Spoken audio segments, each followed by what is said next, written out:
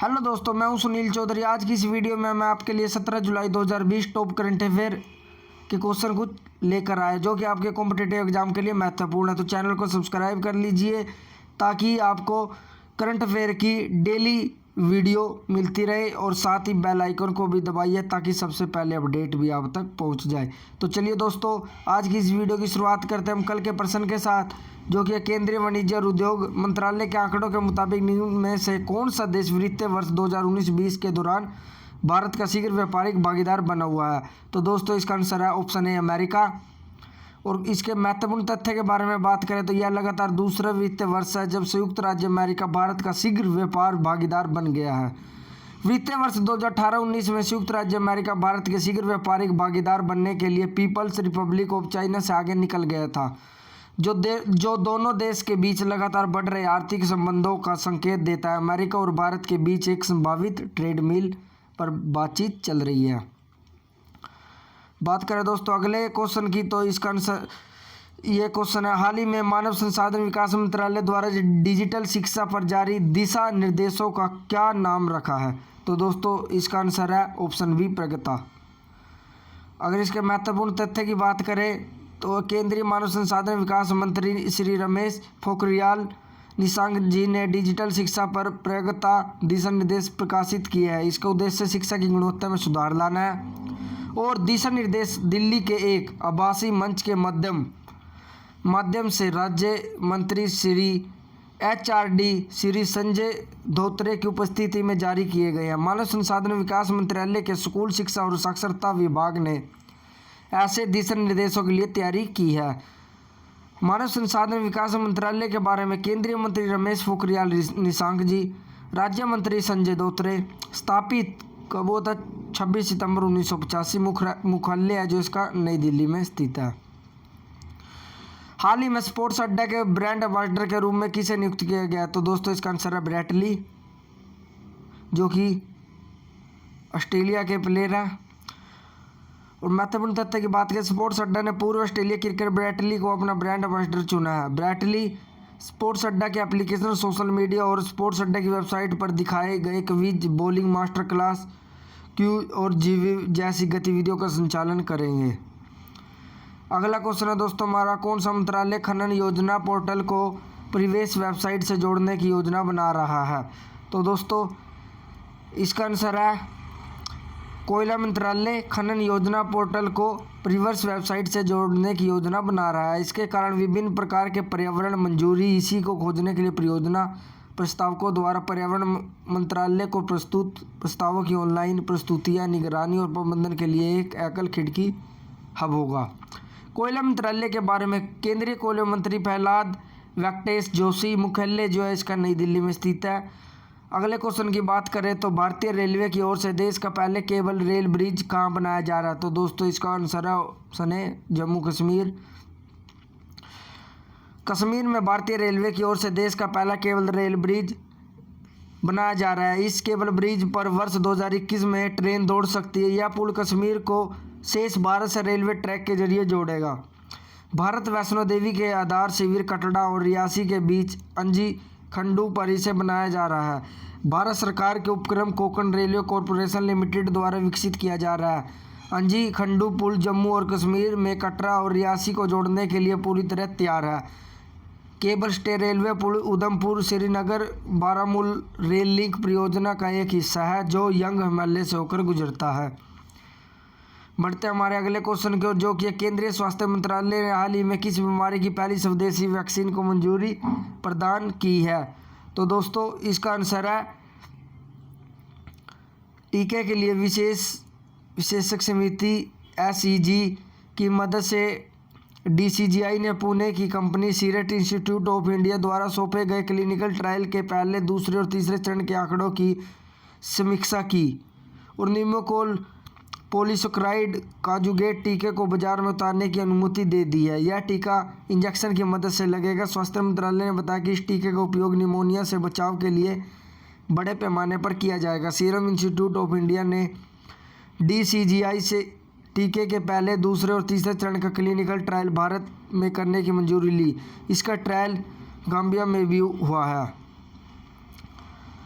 दोस्तों अगर बात करें अगले क्वेश्चन की, चुनाव युक्त अशोक लवासा को हाल ही में किस बैंक का उपाध्यक्ष नियुक्त किया गया है? तो दोस्तों इसका आंसर है एशियाई विकास बैंक, ऑप्शन ए। और बात करें महत्वपूर्ण तथ्य की, तो एशियाई विकास बैंक एडीबी ने चुनाव युक्त अशोक लवासा को उपाध्यक्ष बनाने की घोषणा की। चुनाव आयुक्त अशोक लवासा एडीबी में दिवाकर गुप्ता का स्थान लेंगे।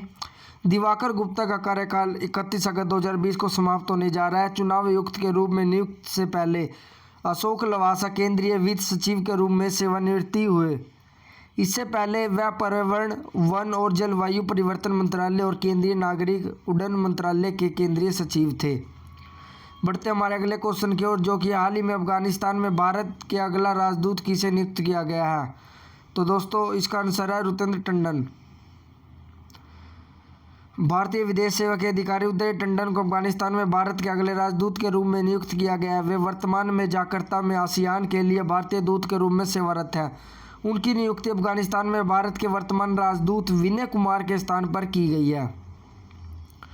अगला क्वेश्चन है दोस्तों हमारा, सुप्रीम कोर्ट कोलिजियम ने पंजाब, हरियाणा, हिमाचल प्रदेश व कलकत्ता हाईकोर्ट में कितने अतिरिक्त जजों की स्थायी जज बनाने की सिफारिश की है?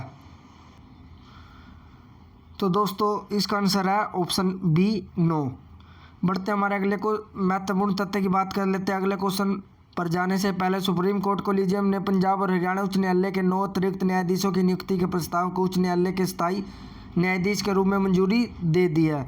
इस न्यायाधीशों में Justice Manjari Nehru Kaul, Justice Harsimran Singh Setty, Justice Arun Moga, Justice Manoj Bajaj, Justice Lalit Batra, Justice Anuj Kumar Tyagi और जस्टिस हरनरेश सिंह गिल शामिल है। बढ़ते हैं दोस्तों हमारे अगले क्वेश्चन की ओर, जो कि है पत्रिका द लेसेंट की एक रिपोर्ट के मुताबिक सदी के अंत तक भारत की आबादी घटकर कितनी हो जाएगी? तो दोस्तों इसका आंसर ऑप्शन ए 1.09 अरब। महत्वपूर्ण तथ्य की बात करें तो वैज्ञानिकों के पूर्वानुमान व्यक्त किया है कि भारत में 2048 में आबादी बढ़कर करीब 1.6 अरब हो सकती है और फिर 2100 में इससे 32% तक की गिरावट के साथ यह घटकर लगभग 1.09 अरब रह सकती है। पत्रिका द लेसेंट में प्रकाशित अध्ययन में global burden of disease study के लिए किए गए आंकड़ों का इस्तेमाल किया गया और भारत, अमेरिका, चीन और जापान सहित 183 देशों के लिए वैश्विक, क्षेत्रीय और राष्ट्रीय आबादी, उनकी मृत्यु दर, जन्म दर तथा प्रवासन दर का पूर्वानुमान व्यक्त किया गया। अध्ययन के अनुसार भारत में 2017 में कार्य की उम्र वाले वयस्कों की आबादी 76.2 करोड़ थी, जो 2100 से घटकर करीब 57.8 करोड़ रह जाएगी। बढ़ते हमारे अगले क्वेश्चन की ओर, जो कि मैंने कल भी करवाया था। हाल ही में इफ इट्स ब्लीड नामक पुस्तक का विमोचन किया गया, इसके लेखक कौन है? तो दोस्तों आप अच्छी तरह जानते हैं, इसके जो लेखक है वो स्टीफन किंग है, ऑप्शन सी। कल भी करवाया था दोस्तों मैंने ये क्वेश्चन। महत्वपूर्ण तथ्य की बात करें तो स्टीफन किंग द्वारा लिखी गई 4 कहानियों का संग्रह इफ इट ब्लीड्स नामक नई पुस्तक का विमोचन किया गया। इस पुस्तक को हैचेट इंडिया द्वारा प्रकाशित किया गया। इस बुक की कहानी अल्बर्ट मैकडर्ड मिडिल स्कूल के पास रखे बम पर केंद्र है। उनकी सर्वश्रेष्ठ फिल्म द आउटसाइडर की अगली कड़ी है। बढ़ते अगले क्वेश्चन की ओर, जो कि हाल ही में ब्लूमबर्ग बिलियनियर्स इंडेक्स में किस भारतीय को 6ठे नंबर पर रखा गया है? तो दोस्तों वो मुकेश अंबानी। दोस्तों 6ठे नंबर पर नहीं 5वें नंबर पर रखा गया है, ये थोड़ा मिस प्रिंट हो गया है। महत्वपूर्ण तथ्य की बात करते हैं ब्लूमबर्ग बिलियनियर्स इंडेक्स के अनुसार भारतीय व्यवसायी और रिलायंस इंडस्ट्री लिमिटेड के अध्यक्ष मुकेश अंबानी दुनिया के 5वें सबसे अमीर व्यक्ति है। वर्तमान में उनके पास 72.4 मिलियन अमेरिकी डॉलर की संपत्ति है। इनके साथ मुकेश अंबानी ने टेस्ला और अल्फाबेट इंक के सह संस्थापक संगाई ब्रिन और लेरी पेज के सह संस्थापक और सीईओ एलोन मस्क को पीछे छोड़ दिया है।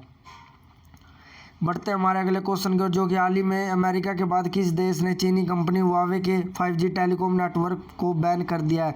तो दोस्तों इसका आंसर है ब्रिटेन।